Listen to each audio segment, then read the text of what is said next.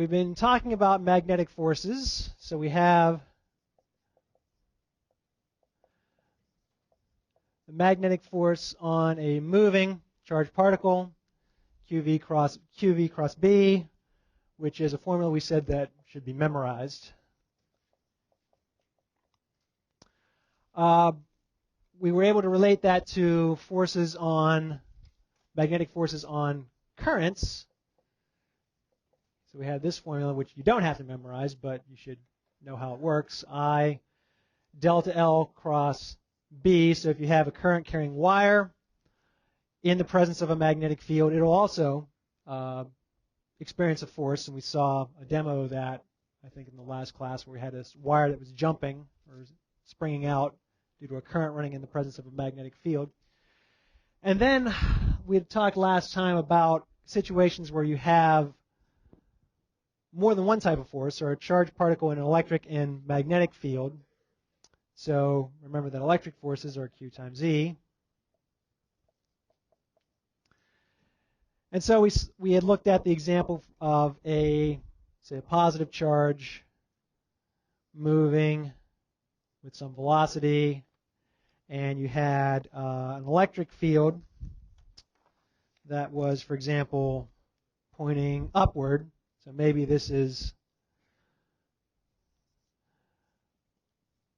particle is traveling, for example, in the presence of, or it's inside a parallel plate capacitor. Okay, so maybe the charged plates are creating an electric field, positive here, negative here.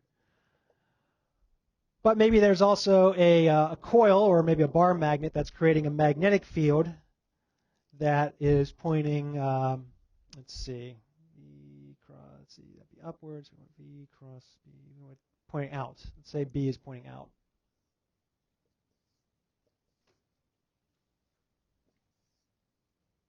So this is B, and this is the electric field. Okay. So what would be the direction of the electric force on the particle? Electric force. Electric force. Direction of the electric force. Just be up, right? Because the electric field is up. It's a charged particle, a positively charged particle. Q times E gives us a force upward. What's the direction of the magnetic force on the charge? That'd be down, right? Because we have V cross B pointing down times a positive charge still points down. Okay, so we have a magnetic force pointing downward. The particle would travel through at a constant velocity or a constant speed in a constant direction when what has to be true? When the forces are equal. Okay, so we call this idea velocity selector.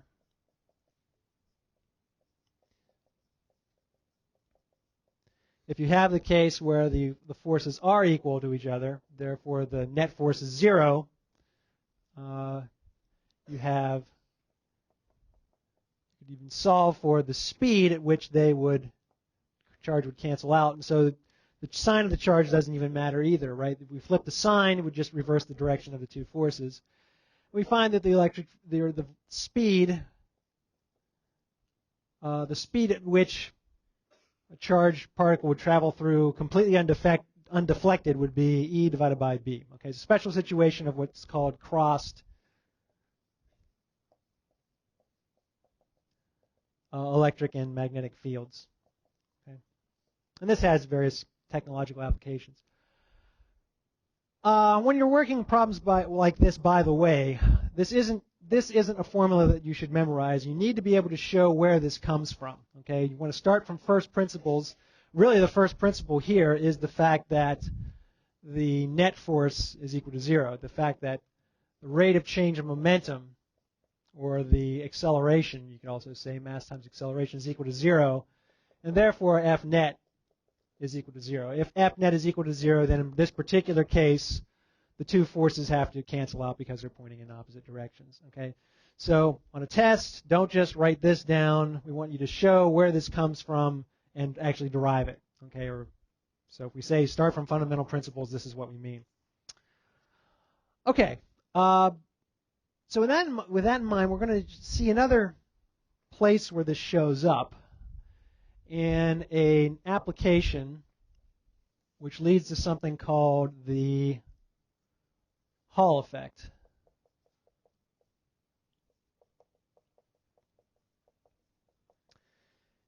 And this is the basic idea. We've said in the past that we really can't tell the difference, at least by looking at the magnetic fields, between a positive charge moving to the right or a negative charge moving to the left. So for example, if I have a wire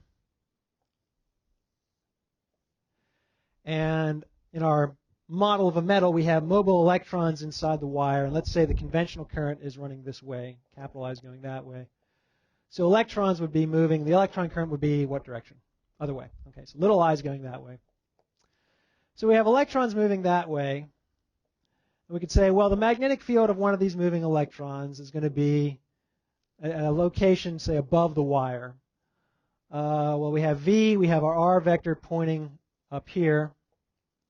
So remember that magnetic field due to a moving charged particle is mu naught over 4 pi QV cross R hat over R squared. So we say, okay, V is pointing that way, cross R is up, thumb points in, but it's negative, right? So the magnetic field is going to be pointing out, okay? So a negatively charged particle moving to the left makes a magnetic field pointing out at this location, okay? Well, we know from our model of metals that the electrons are the things that should be moving, but, and this is where the idea of conventional current comes in, we could, in principle, have positive charges moving in the other direction, right? If, in fact, the mobile charges were positive, then we say V cross R, thumb points out, but you multiply by a positive charge, your thumb still points out. So I can't tell the difference, right? At that, by looking at the magnetic field, negative charges moving one way or positive charges moving the other will give me the same direction of magnetic field, which is why we can just define conventional current and not have to usually or oftentimes worry about the direction of the electron current. The Hall effect is a situation where we can, in fact, tell the difference between positives moving one way or negatives moving another, okay? And it has to do with running a current through a wire in the presence of a magnetic field, okay? So let's look at a situation. We have a series of questions here, which we're going to go through step by step. Let's say we have a circuit here, just a battery connected to a wire, connected to some bar of unknown material. Okay, we're kind of drawing this in a sort of an exaggerated way just so we're able to show what's going on inside of it. But it's basically just a circuit. Okay, and we've got a magnetic field applied in the presence of this bar because there's a bar magnet over here. Okay, so we have the North Pole here, which means we're going to have a magnetic field pointing. If I were looking at locations here, magnetic field would be pointing what direction? That way, right? Away from the North Pole. So we have a battery connected to a bar in the presence of a magnetic field. And the first thing we want to think about is the direction of the electric field inside the bar. Now, I'm going to label this electric field E parallel. What does that mean? Well, E parallel is the electric field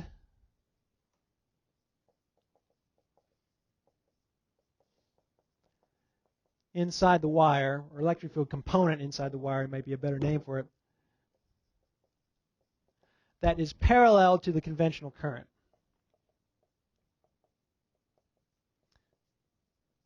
Now, we're labeling this because we're going to make a distinction between this and another type of electric field later on.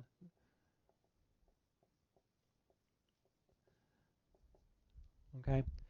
But for right now, this is just the electric field that is set up in the circuit due to the battery and due to any surface charge gradients, for example. So if we have this battery hooked up in this way, if we're looking at an observation location inside this bar, what's the direction of E parallel?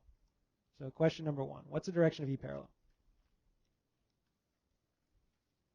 Okay, well, it's just going to be in the negative Y direction, right? And a couple people are maybe thinking about the direction of electron current. But remember, if we have electrons, electron current would be moving what way here? Up, right? If we do have mobile electrons here, little i's moving up, the electric field, though, is based on the signs of the batteries. So electric field points away from the positively charged terminal of the battery and towards the negatively charged terminal. Of course, there's a surface charge gradient on here that's going to cause the electric field to follow the wire. But inside this bar of material here, we're going to have the electric field pointing down, and I'm going to call that electric field. Let me draw it over here. I'm going to call that E parallel. Okay. So it's in the direction of conventional current, but opposite the direction of electron current, right? We've seen this field before. This is nothing more than the field inside a circuit. Okay, everybody okay there? Not as most people got it, but okay. All right. So we now have electric field pointing downward. We say that the mobile charges are negative. Well, we just answered this question, but let's poll it anyway. What is the direction of the motion of these negative charges inside the bar? So, are you awake is this question. Okay. Still only 90%, which is kind of interesting.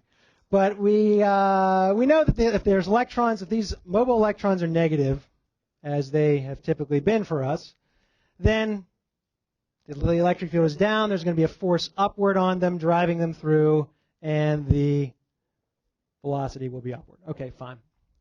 Now, these charges are moving in the presence of a magnetic field, though. Here's the bar magnet, and the bar magnet is making a magnetic field in this region pointing to the right. What's going to be the direction of the magnetic force on one of these moving negatively charged electrons?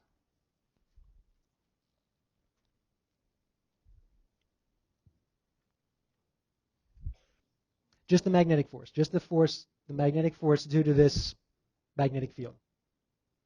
Okay, 75% of us are saying answer 5, positive z direction, right? Because we have velocity upward, v cross b is negative, but it's on a negative charge, right? So you got to flip the direction. So there's going to be a magnetic force on this moving negative charge that's out towards us. And let me draw this. Let's see. Let me draw the negative charge here, so I can kind of show the forces a little bit more clearly. We have a magnetic force outward.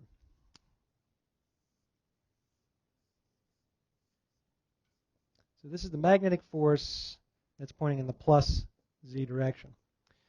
So we're sort of thinking about an initial transient, right? I mean, eventually there's going to be a steady state reached, but initially, if you think about in the first instant, its negative charges are moving upward.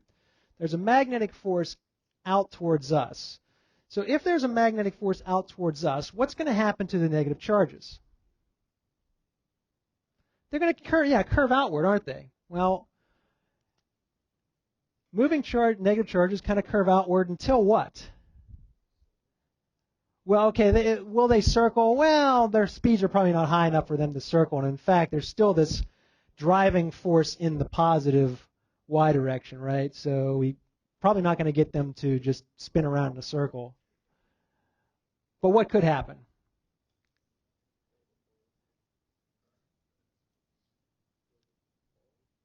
Say again? What do you mean? Okay, well, they can collect here, but of course there's still negative charges moving here, right? So these will still be affected, and they'll deflect, and ones down here will be deflected, and ones down here will be deflected. So not just in the top part, but so entirely in fact, well, this is a 3D picture, right? So we're looking at not at the right side, but what's going to happen? Which side is going to build up a charge? The front side is going to build up a charge, right? Think about this throughout, right? We've got a negative charge here, for example. I'm trying to draw the forces in perspective, which is a little tough, right? But the force is basically out towards us, right? That's the way you got to visualize this. So if this negative charge feels a force out towards us, then it's going to be deflected out. On the front side, we're going to build up negative charge. What's that mean on the back? You're going to be able to positive charge, right? Conservation of charge, so we can't have charge coming from nowhere. So essentially, it's like the entire electron C is shifted a little bit due to this magnetic force. But what happens then? Does this keep going on forever? We keep building up. Why not? What happens? Oh, okay. So we now have an electric field due to this polarization, right? We have positive surface charge on the back, negative surface charge on the front. So what's going to be the direction of the electric field due to that polarization inside the block? Out towards us, pointing from positive to negative. I'm going to call that component of the electric field E perpendicular. Okay? And that essentially is what we mean by the Hall effect. In fact, this E perpendicular here, we could measure a potential difference across here. This potential difference perpendicular to the current, the flow of current, is called the Hall effect voltage.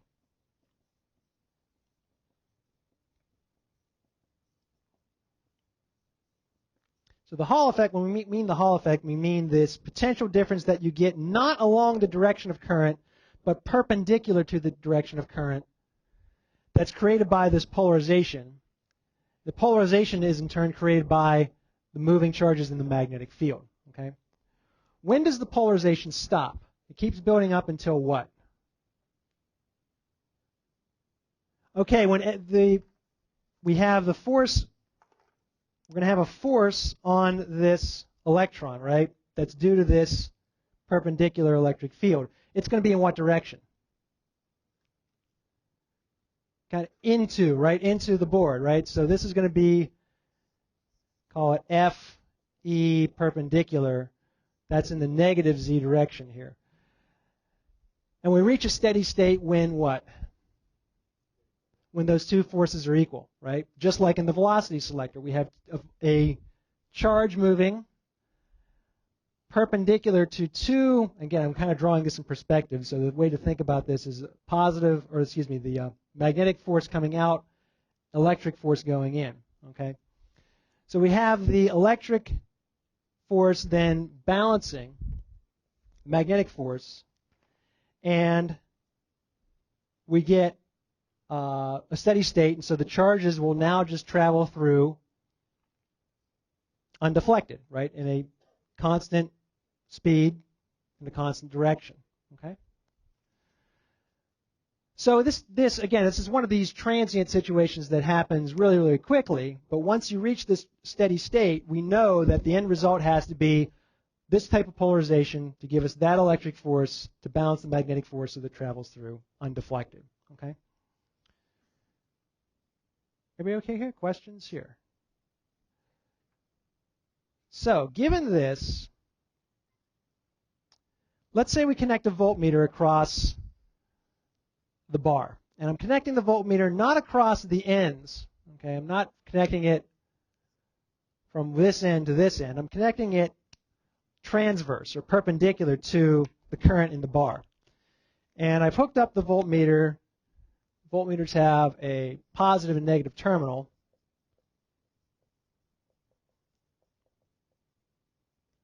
And I'm hooking up the positive terminal to the front and the negative terminal to the back. Okay.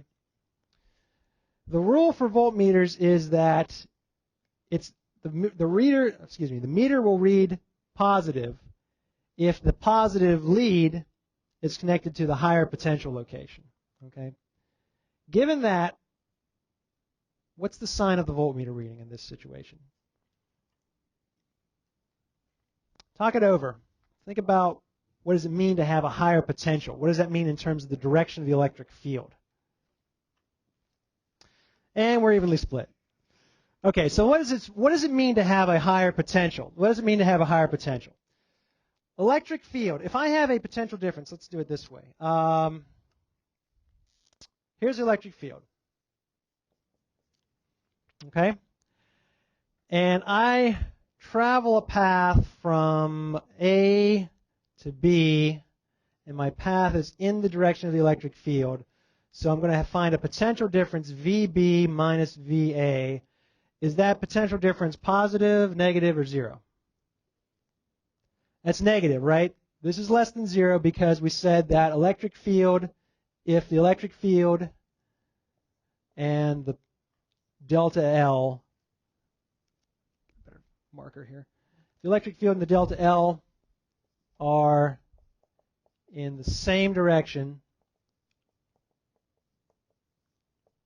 then delta V is less than zero, okay?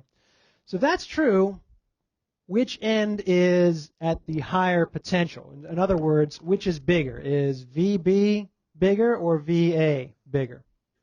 VA is bigger, right? So this must be the high potential. This must be the low potential. Okay? Does that help? Maybe. Which end, front or back, is at the higher potential? The back, right? Because the electric field must point from, just like this situation. The electric field is pointing from a higher to a lower potential. That's another rule of thumb you can just keep in mind. The electric field always points from a higher to a lower potential. So if this is the higher potential, this is the lower potential in the front.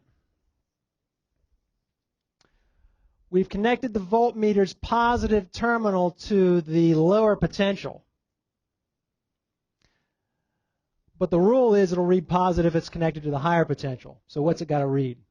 It's got to read negative. Okay, so we are going to get a negative reading on the voltmeter. We're going to get a negative reading on the voltmeter. Does that make sense? Is this okay? So the first thing you have to do is figure out what's the direction of the electric field, this E perpendicular. Use that to determine the higher and lower potential, and then just this rule, keep in mind that voltmeter reads positive if it's connected to a higher potential. Okay, so if it's not connected to the higher potential, it'll read negative. Okay. This is called, yeah, question. That's a very good question. That's a very good question, and that's what we're going to talk about right now. Okay. This is called the Hall effect voltage once again.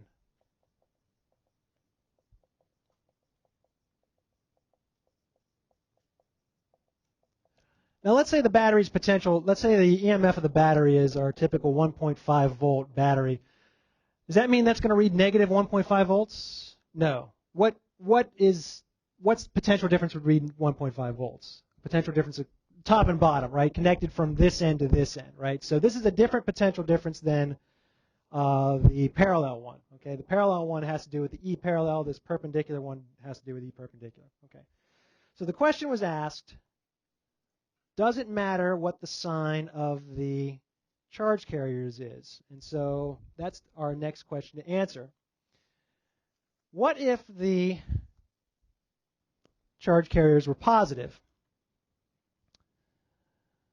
Now, first of all, could we even have positively charged mobile charges in this material? Anybody know? Any answers? Go ahead. Okay, so one suggestion is maybe we have some positive ions in the material. And in fact, if we can deal with other conductors besides metals, we can have, for example, aqueous solutions where there could be positively charged ions. Of course, then if it were neutral, there'd also be negatively charged ions as well, and so you get kind of weird things going on there. In metals, it turns out that if you had ions in there, they probably wouldn't be very mobile. They'd probably just stick. But what you could have in certain types of materials, namely semiconductors,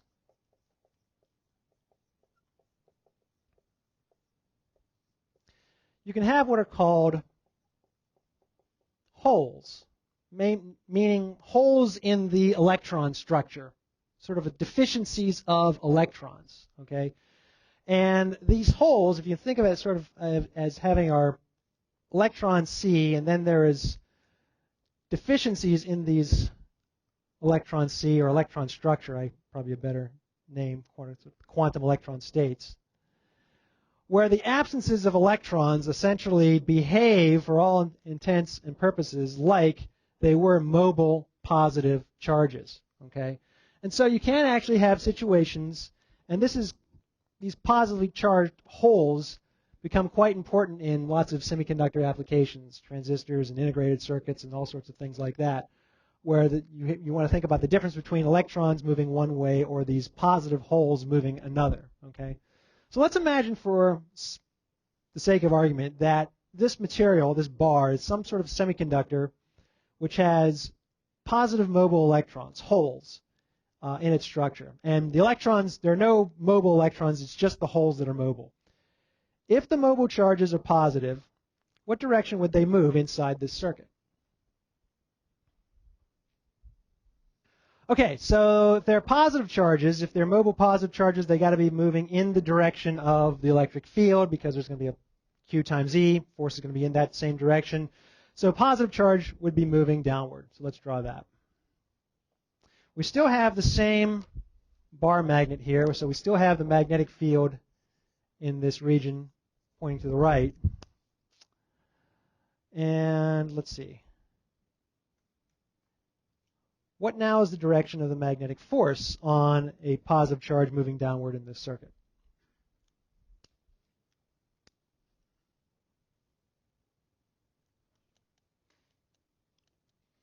Okay, so they've got to now be traveling in the, or excuse me, we know the charges are traveling in the direction of the electric field. So the magnetic force is going to be pointing out towards us still, okay, because we've reversed the direction of the velocity and we've reversed the sign of the charge. So V cross B, thumb points out, multiplied by a positive charge, thumb still points out, right? So it turns out we haven't changed the direction of the magnetic force because we've flipped the sign of the charge, but we've also flipped the direction of the motion.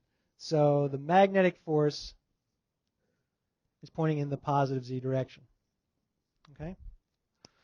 Well, what's going to happen now? We're going to get positive charges built up on the front, right?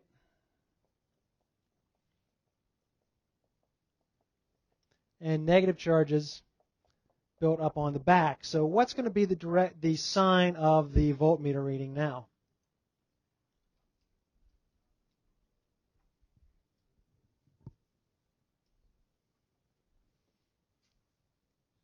We're assuming that the only mobile charges here are positive. We're assuming the only mobile charges are positive.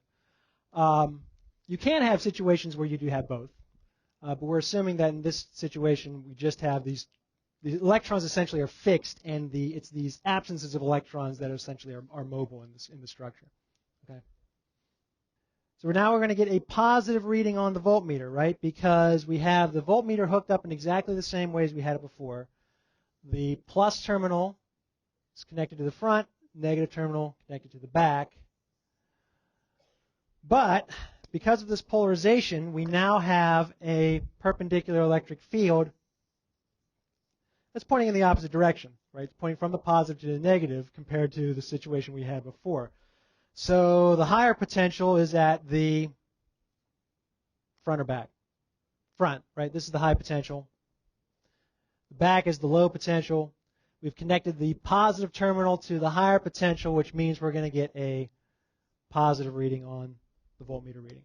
So this Hall effect voltage, this perpendicular or transverse voltage that we're reading, is different depending on the sign of the mobile charges. So this is the only way we've seen, at least so far, to determine the sign of the charges in the sign of the mobile charges in some material. Okay, and this Hall effect voltage has a number of different technological applications. We can actually use it to measure things like mobility, or even the sign, or mobility. Depending on what we're given, we can use it to measure a number of different quantities. And you'll be doing some problems with this. So here's a problem. Yeah, looks kind of fun, doesn't it? But if you pick it apart step by step, it's one of these things where You can get through it. And it comes down to, again, looking at the forces acting on an individual charged particle. Okay, and essentially looking at the difference between positive or negative mobile charges. I don't know if everybody can read this, but let's say we have a power supply here. The power supply has an EMF of 240 volts, and it's connected to one end of some bar of material. And my markers are dying again, so let me just draw this in blue. We have a bar of unknown material coming out towards us like so. And we have the positive end of the battery connected to the back. We have the negative terminal of the battery connected to an ammeter, where this is the negative terminal of the ammeter. And this is the positive terminal. So that's going like so. So this is just going to measure the conventional current in the circuit. And then we have a bar magnet here, where this is the south pole and the back is the north. And we have a distance between here of, 20 centimeters? So the distance from the bar magnet to this material is 20 centimeters. The Hall effect voltage, this perpendicular voltage, we are measuring with a voltmeter. And we find it's equal to positive 1.2 times 10 to the minus 5 volts. The positive terminal is connected to the bottom. The negative terminal is connected to the top. And we are given some dimensions for the bar. Okay, it has a thickness of 0.1 centimeters. It has a length of 12 centimeters and a height of 2.5 centimeters. And there's a bunch of questions we can ask. Are the mobile charges electrons or positively charged holes? What is the magnetic dipole moment of the bar magnet, which seems like a stretch. How in the world can we possibly find that out? And what does the ammeter read? Okay, what's the current in the circuit, including the sign? Well, let's just start with the first one. We'll come back to this problem next time. Are the mobile charges electrons or holes? Well, the thing that you have to do, just one general tip for doing these types of problems, is to first start by drawing E parallel, the electric field that's basically just due to the battery and charge gradients. And then try both cases, meaning try positives moving one way or negatives moving the other, and see which gives you the correct Hall effect voltage. So let's start by drawing E parallel. Is E parallel going to be pointing this way or that way? Out towards us or into the board? Out towards us, right? Because here's the positive end terminal of the battery. Here's the negative. E parallel is that way. Once you draw E parallel, that narrows it down to two possibilities. We could have positive charges moving out or negative charges moving in. Those are the only two possibilities. Let's look at each in turn, see which gives us the correct Hall effect voltage. If we have positive charges moving that way, velocity is that way, we have a magnetic field due to the bar magnet that's pointing towards the south pole. What would be the direction of the magnetic force? V cross B is actually down. It's actually down, isn't it? So we would get a positive buildup down here, negative buildup up here. Does that give us the correct sign? We're connecting the positive to the higher potential, right? Because E perpendicular is now pointing that way. Positive terminal to the higher potential gives us a positive. Does that work out? Yeah, that works out. That works out. So it must be the case that these are positively charged holes. Just to do the contrasting case, let's look at negatives. If we had negative charges moving that way, the direction of the magnetic force would be V cross B is up, but it's a negative charge, so the force would be down. You'd get a buildup then of negative charge on the bottom, positive charge up top. by rights, we should get a negative voltage, right? Because in this case, we'd have the positive terminal connected to the negative or the lower potential, but we don't. We're getting a higher, a positive potential difference. So this is ruled out, okay?